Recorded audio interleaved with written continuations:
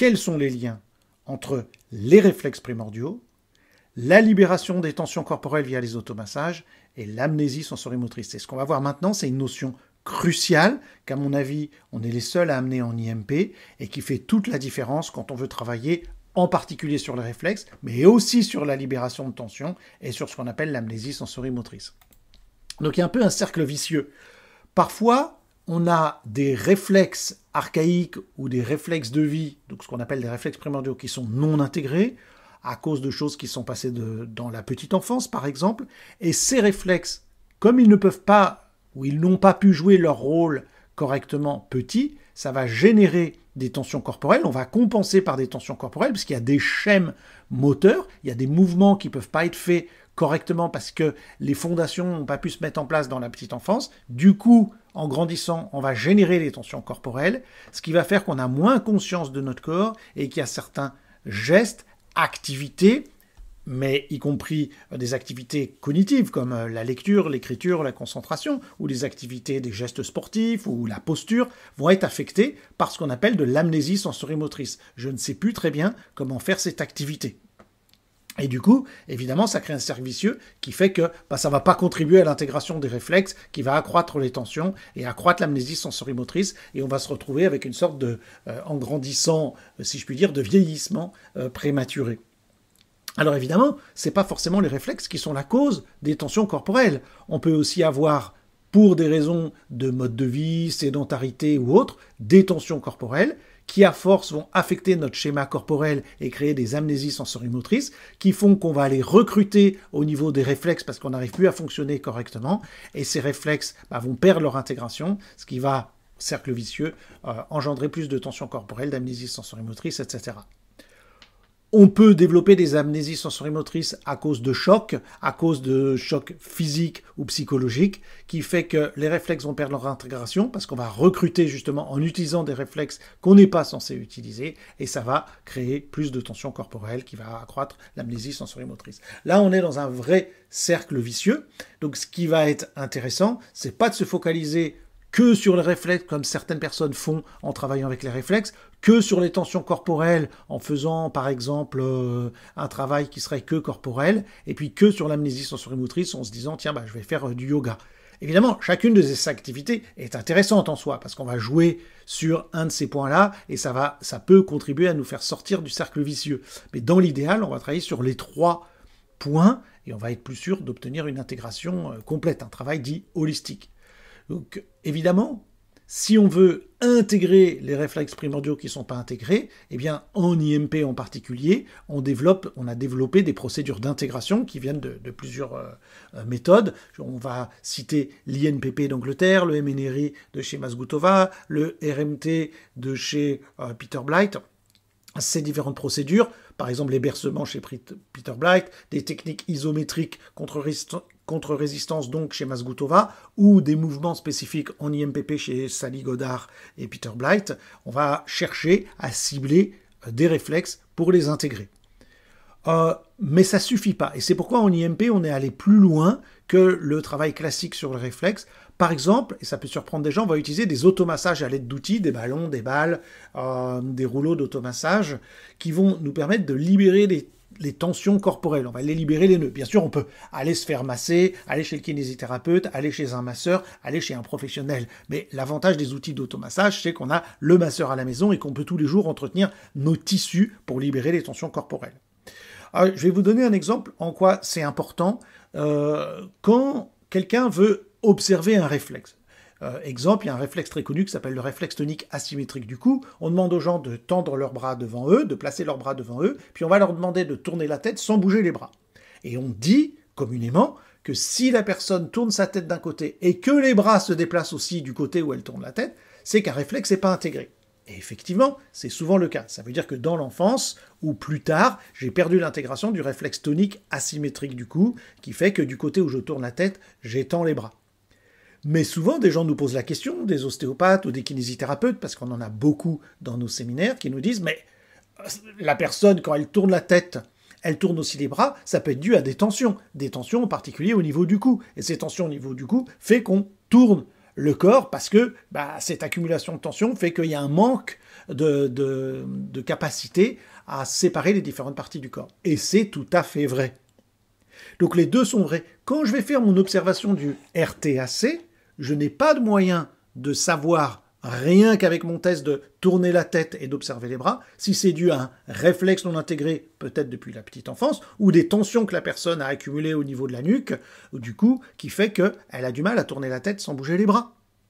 Donc si je n'ai dans ma boîte à outils que des procédures d'intégration ou d'inhibition de réflexes, et que je passe à côté de tensions corporelles, je ne vais pas pouvoir intégrer de réflexes, ça n'ira pas. Évidemment, des professionnels ont tendance à travailler avec des kinésithérapeutes. Nous aussi, on travaille avec des kinésithérapeutes qui sont spécialisés en pédiatrie pour travailler sur les nourrissons qui auraient des tensions, etc. Et c'est plus commun qu'on le croit. On travaille beaucoup avec des ostéopathes aussi, des masseurs, d'autres professionnels qui travaillent. Mais nous, dans nos formations et en IMP, les professionnels en IMP sont formés pour non pas forcément travailler directement sur la personne, mais leur montrer des outils d'automassage simples et sans danger que les gens peuvent utiliser pour libérer eux-mêmes leur tension. Et donc il va y avoir une synergie entre les procédures d'intégration de réflexes et les automassages de libération de tension qu'on va enseigner aux gens.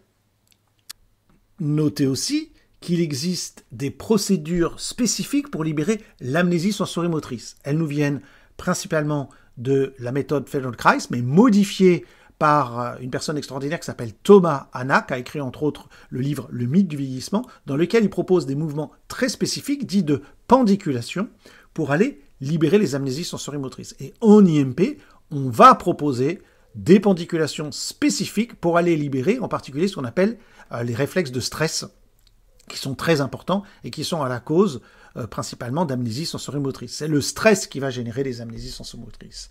Donc, en IMP, on va à la fois enseigner et utiliser dans nos séances des procédures d'intégration qui visent les réflexes primordiaux qui seraient non intégrés.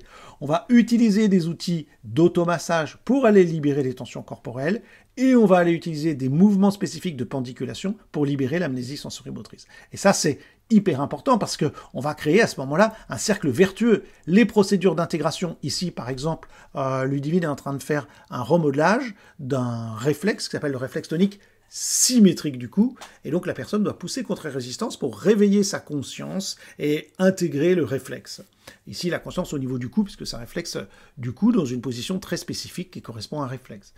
Ici, Ludivine est en train de se masser la fesse droite, et là, il y a souvent des tensions qui sont accumulées dans cette région-là du corps, et ça va être intéressant de connaître, à savoir comment les libérer, parce que là, encore une fois, si je travaille le cou et que la personne a des tensions, tant que j'ai pas libéré les tensions avec des automassages par exemple, ou en allant chez un kinésithérapeute ou un ostéopathe, j'arriverai pas à intégrer le réflexe. Donc le professionnel doit travailler avec un professionnel et ou, en fonction de la tension, enseigner des automassages pour libérer, ici ce serait la région du cou, de la nuque par exemple.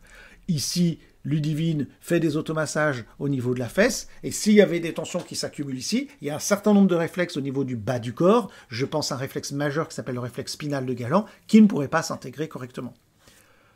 Dans cette dernière image, à côté de pendiculation, Ludivine est en train de faire une pendiculation de ce qu'on appelle le réflexe de trauma, qui est souvent un réflexe qui s'enclenche quand on a eu un choc, un accident, qu'on est tombé ou quoi que ce soit, et qui a tendance à affecter un réflexe particulier qui s'appelle le réflexe spinal de Galant, justement.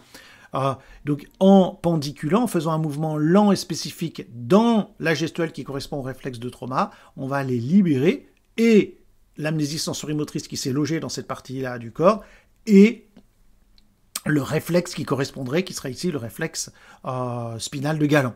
Évidemment, si on va utiliser des procédures de pendiculation avec les gens, on sait qu'il y a des tensions qui sont accumulées dans la partie bas du corps, ici ce serait bas du dos et éventuellement fessier, et on enseignerait des techniques d'automassage que la personne va pouvoir faire en entretien à la maison, et on va créer un cercle vertueux entre des procédures d'intégration, des automassages et des mouvements que la personne pourra pratiquer en autonomie pour libérer l'amnésie sensorimotrice, des mouvements dits de pendiculation.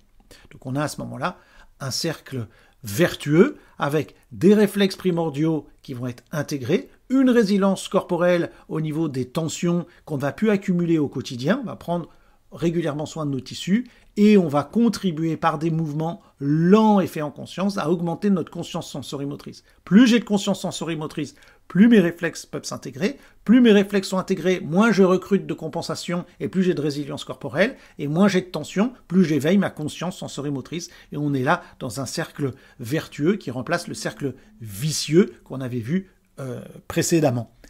Je veux insister sur ce cercle vicieux. La cause d'un réflexe non intégré peut être des tensions corporelles. La cause d'un réflexe non intégré peut être de l'amnésie sensorimotrice liée à du stress. La cause de tensions corporelles peut être des réflexes primordiaux non intégrés qui créent des compensations. On pourrait dire que l'amnésie sensorimotrice peut avoir comme cause des réflexes primordiaux non intégrés et des tensions corporelles, bien sûr, qui s'accumulent. Donc pour revenir à nos histoires des automassages, pour comprendre pourquoi en IMP on utilise des automassages et on utilise différents outils, voilà quelques petites photos pour illustrer ça.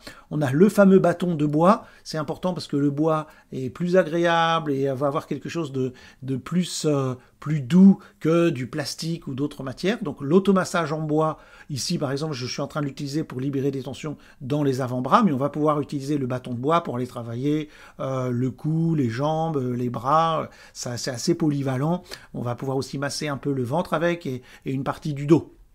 Le ballon d'automassage, il est spécifique et il est génial pour aller travailler l'avant du corps, les côtes, la respiration. On ne va pas utiliser ni les balles, ni le rouleau, ni le bâton pour vraiment travailler le ventre, les côtes, la poitrine, alors que le ballon va être génial pour ça, va bien cibler cette zone.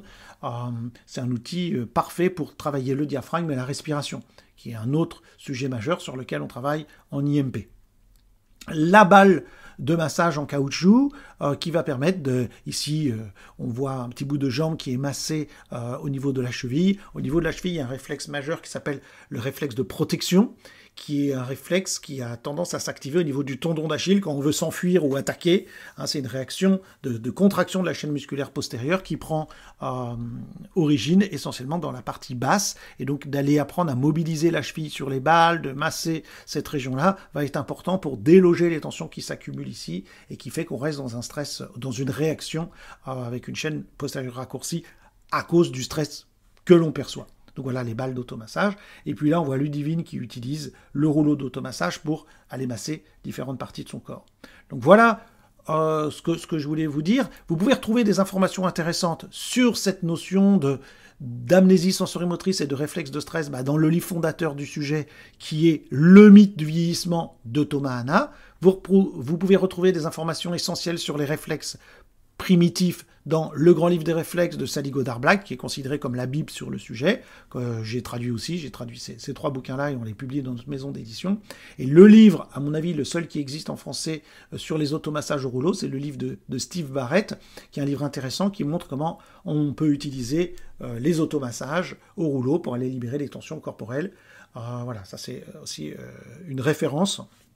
Et vous retrouvez donc plus d'informations sur notre site internet reflex.org, au pluriel réflexe, parce qu'il y a beaucoup de réflexes. Et le matériel d'automassage, les balles, les bâtons, le rouleau, le ballon, sur ressourcesprimordiales.com, ainsi que les 3 livres qu'on a publiés, ainsi que nos autres ouvrages qu'on a publiés sur ressourcesprimordiales.com. Merci beaucoup.